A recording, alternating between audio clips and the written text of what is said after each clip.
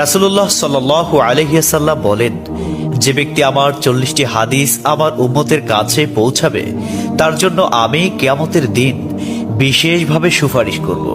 সুবহানাল্লাহ। নাম্বার 2, মানুষের মধ্যে যারা মৃত্যুকে বেশি করে স্মরণ করে এবং তার জন্য প্রস্তুতি নেয় তারাই সবচেয়ে বুদ্ধিমান। নাম্বার 3, প্রত্যেক জিনিসের জাকাত আছে, আর দেহের জাকাত হচ্ছে রোজা। নাম্বার 4, যে তার সময় আল্লাহর জন্য ব্যয় করে না তার জন্য জীবন অপেক্ষা মৃত্যু শ্রেয়। নাম্বার 5, যারা সব সময় ইস্তিগফার তথা ক্ষমা প্রার্থনা করে তাদের সাথে উঠা বসা করুন, কেননা তাদের হৃদয় সবচেয়ে কোমল হয়। নাম্বার 6, তুমি যত সিজদা দিবে আল্লাহ তত গুনাহ তোমার মাফ করে দিবেন। সুবহানাল্লাহ। নাম্বার 7, সূরা ফাতিহা প্রায় 1000 রোগের ওষুধ।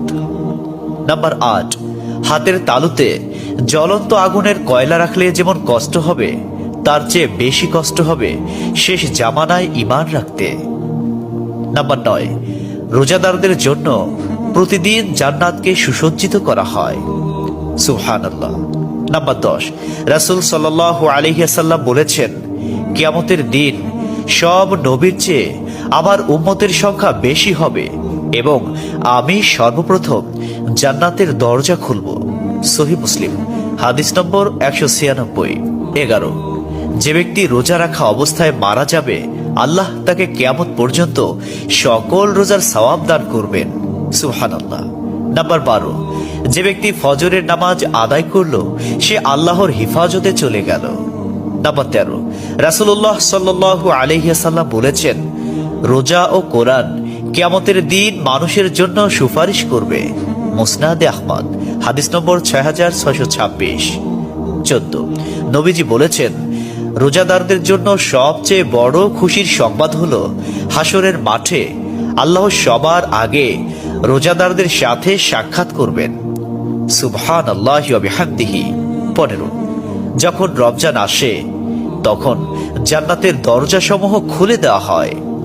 16, রাসূলুল্লাহ সাল্লাল্লাহু আলাইহি ওয়াসাল্লাম বলেন, যখন কোনো বান্দা আল্লাহর দিকে দুটি হাত উঠায় তখন তিনি তা ব্যর্থ বা শূন্যভাবে ফিরিয়ে দেন না। তিরমিজি, হাদিস নম্বর 502। 17, হযরত মুহাম্মদ সাল্লাল্লাহু আলাইহি ওয়াসাল্লাম বলেছেন, একটি খেজুরের অর্ধেক হলেও দান করে জাহান্নামের শাস্তি হতে নিজেকে হেফাজত করো। সহিহ বুখারী, হাদিস নম্বর 6023। প্রিয় ভাইরা, নাম্বার 18, যদি ভালো হতে চাও তবে সর্বপ্রথম মিথ্যা বলা ছেড়ে দাও। 19, তুমি যখন রাস্তা দিয়ে যাও তখন আল্লাহর নামে জিকির করো, কারণ হাসরের দিন ওই রাস্তা তোমার নামে সাক্ষ্য দিবে। 20, তোমরা সব সময় উজু করো, কারণ কিয়ামতের দিন যারা উজুকারী তাদের হাত পা উজ্জ্বল থাকবে। সুবহানাল্লাহি ওয়া বিহামদিহি। 21, যার দুঃখ বেশি তার প্রতি আল্লাহর রহমতও বেশি। 22, যখনই নামাজে দাঁড়াবেন জীবনের শেষ নামাজ মনে করবেন। 23, যে মহিলা গর্ভাবস্থায় 1 খতম কোরআন পাঠ করবে তার গর্ভের ওই সন্তান একজন নেককার বান্দা হিসেবে দুনিয়াতে আগমন করবে। সুবহানাল্লাহ। 24, চুপ থাকার কারণে মানুষের যেই মর্যাদা হাসিল হয় তা 60 বছর নফল ইবাদত হতে উত্তম।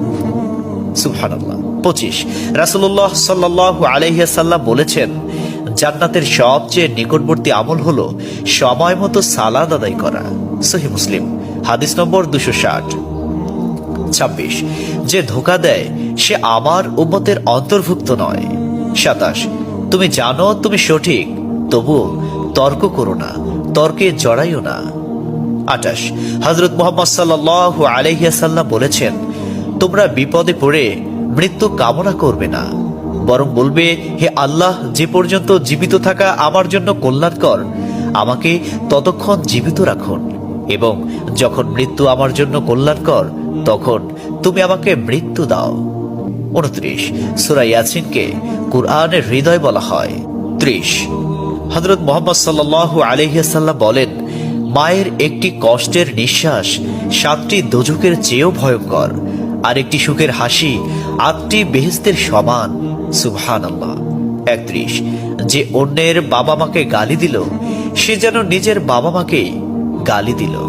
32, রাসূলুল্লাহ সাল্লাল্লাহু আলাইহি ওয়াসাল্লাম বলেছেন, আমি যা জানি তোমরা যদি তা জানতে পারতে তবে নিশ্চয় খুব কম হাসতে এবং খুব বেশি পরিমাণে কাঁদতে।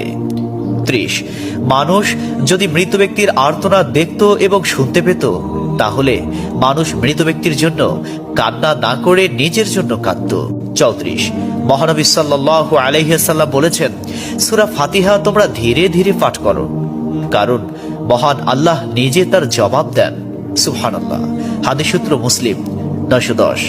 35, রাসূলুল্লাহ সাল্লাল্লাহু আলাইহি ওয়াসাল্লাম বলেছেন, কিয়ামতের দিন যে জিনিসটি মুমিনদের পাল্লায় ভারী হবে সেটি হচ্ছে সুন্দর চরিত্র, আখলাক।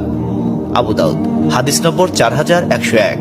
36, কবরের ভিতরের প্রথম চাপ পৃথিবীর সকল কষ্টকে হার মানিয়ে দেবে।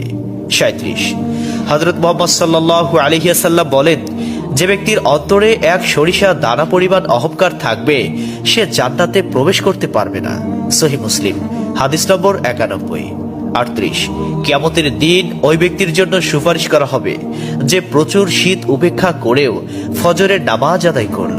39, নিশ্চয় মহান আল্লাহ নম্র, তিনি নম্রতাকে পছন্দ করেন। তিনি নম্র স্বভাবের লোকদেরকে যা দান করেন তা কঠিন স্বভাবের লোকদের দান করেন না। আবু দাউদ হাদিস নম্বর 4807। 40, কবর মানুষকে দিনে 70 বার স্মরণ করে এবং ডাকে। আল্লাহ সুবহানাহু ওয়া তাআলা আমাদের সঠিক জ্ঞান এবং বুঝার তৌফিক দান করুন এবং আমাদের এই সমস্ত হাদিস সমূহের উপর আমল করার তৌফিক দান করুন। আমিন।